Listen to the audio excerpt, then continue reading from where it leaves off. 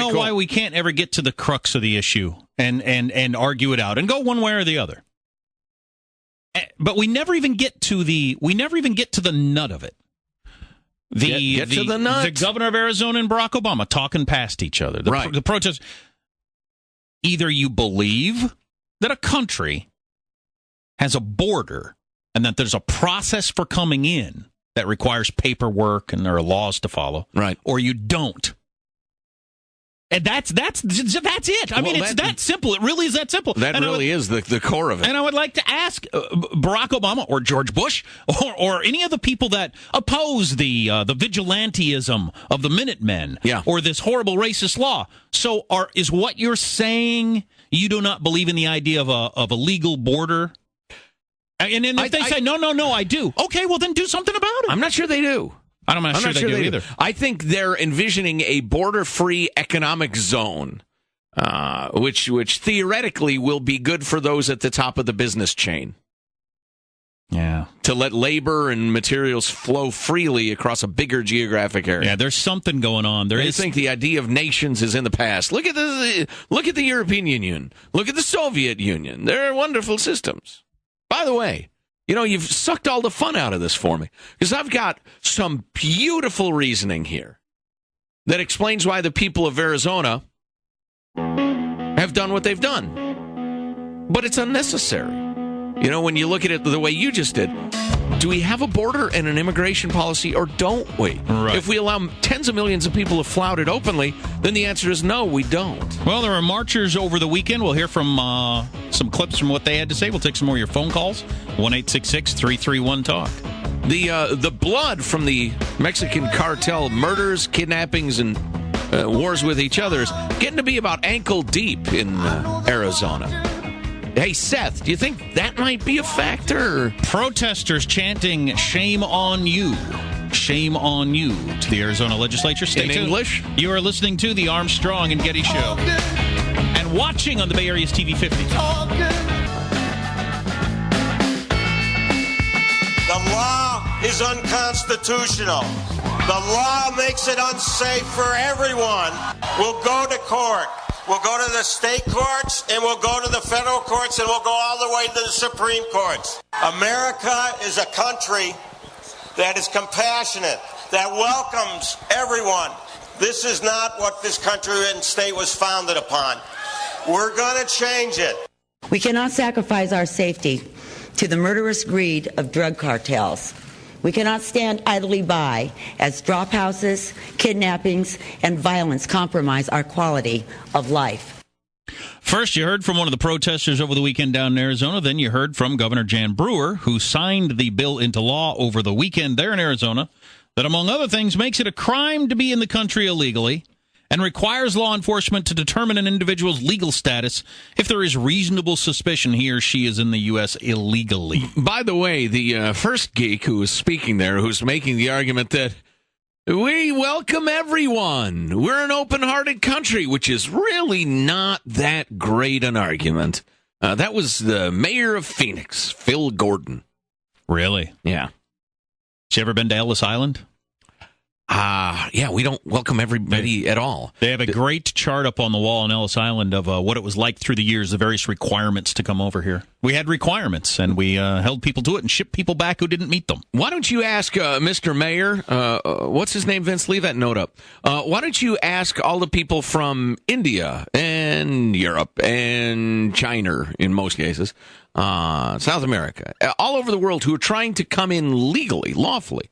Why don't you ask them whether we're a country that welcomes everybody, or if it's a painstaking, very difficult process that rejects most people? Because that's actually the law, you stupid propaganda-spewing jackass. You feel-good, touchy-feely, crap-spewing dope. Well, there's a lot of that on both sides, as unfortunately this becomes a political argument in that both parties want to get the Hispanic vote. And the discussion is, will Republicans lose the Hispanic vote forever if they come down on the side of this law?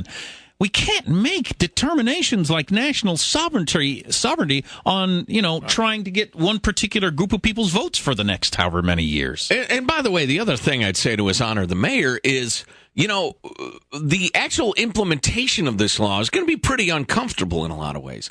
I hate the idea. I hate it as a libertarian of being asked for your papers as you're just kicking it. Well, although that's not going to happen anyway. I think it'll be shot down, but it's a great political move. Well, if there's a reasonable cause to pull somebody over and make contact, which we all know is reasonable cause is reasonably because I wanted to pull you over. I mean, they'll come up with a reason. But what I'm saying is there are parts of this that make me uncomfortable and ought to make you uncomfortable. Well, you have no immigration policy, or a completely farcical one, for a couple of decades, several decades. You put yourself in a position where cleaning up the mess is going to be messy. Question would be, what would you like them to do? What would you like Arizona to do? Easy, happy way to do it. If I was the governor of Arizona, that's what I'd say to Barack Obama. What would you like me to do? Wait for the federal government to take care of this. We've been waiting a long time. Well, that's the beautiful part of this. That's what you said. We've been waiting a long time for you people. You haven't done anything, so we've done something. What do you say to that, Barry? Tell the truth to the people. Kemp, on the line from Vallejo. Hey, Kemp, how are you? All right, hey. It's been aggravating to hear this covered by people who haven't read the bill, don't know what they're talking about, and are basing their knowledge on what some liar said on the news the day before from some liar the day before that. Okay, right. Straighten out the misunderstanding as you see it. I finally went down to the library, and it took a long time to get past all the commentary to the actual bill. When you read the bill, it makes perfect sense. And one of the things is it makes it illegal to do Home Depot-style drive-by casual employment. So it makes it a crime to be on either side of that equation. And when you are in violation of that, they have the right to look at your ID. And when you show them your ID, if it's a Mexican passport, they got you. If you don't have ID, they can't just cite you and let you go off under a false name. They got to process you. Yeah, for instance, it makes it a crime to pick up a day laborer for work if the vehicle impedes traffic, and also makes a day laborer subject to criminal charges if he or she is picked up and the vehicle involved impedes traffic. The notion. So that whole wheeling up in front of a big pile of people and having them jump in the back of your truck and driving off. If it impedes traffic. The free flow of traffic is very important to me. They've got a lot of crime down there, and they're going to have plenty of people they're going to nail on this who are committing crimes. They're not going to have to look for everybody in a sombrero with an accent and dark eyes and pull them in with a net. It's just not going to have to happen, and it won't happen. Kemper, well said, my friend, and you've inspired us to post the actual bill to ArmstrongandGettyRadio.com, which we have done, ArmstrongandGettyRadio.com.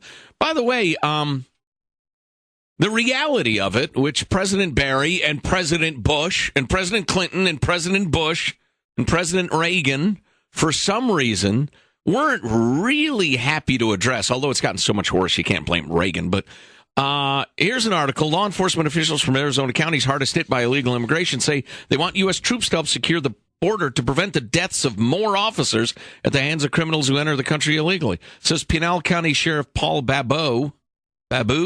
Baby boo. We've had numerous officers that have been killed by illegal immigrants in Arizona, and that shouldn't happen one time.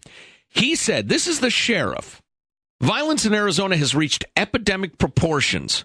In just one patrol area, we've had 64 pursuits, failure to yield for an officer, where we had to chase him down in 1 month. 64 in 1 month. He said that's completely out of control. It's incredible that any country would allow this to happen. It is. And when one of the states that's suffering the most from criminals coming across is decides to do anything about it, the federal government starts bad-mouthing them as racist fascists. Now, McCain, who's trying to run to the right of Hitler currently to beat back old J.D. Hayworth, so you got to take everything. Yep, you're right, Mike. First Hitler mention of the week at 7:25. I don't think that's right. I think somebody else mentioned him earlier, but it doesn't count if they do it. Is that a double standard? Is that racial profiling against me? Mm-hmm. Huh? Mm-hmm. Yeah. It is a double standard. Yeah, oh yeah. McCain was at a press conference the other day and said that 17 to 20% of the illegals in Arizona are known to have criminal records. Oh, in the United States. 1 million illegal aliens apprehended in the U.S. last year were arrested in Arizona. They've got an enormous problem. Let's see. Oh, there's another Hitler reference. What the hell? That doesn't count. I'm just reading. If I read Hitler on the screen, damn it! Tom, hit it quick as you can. Good morning. Good morning. The reason why the Hitler analogy does not work is because in Germany, people were trying to flee Germany. In America, they're trying to get in. Yeah, that's a good point. There weren't Jews flooding into Germany. And that just goes to show you that you shouldn't feel your way through life. You should think your way through life, sir. Agreed. Completely.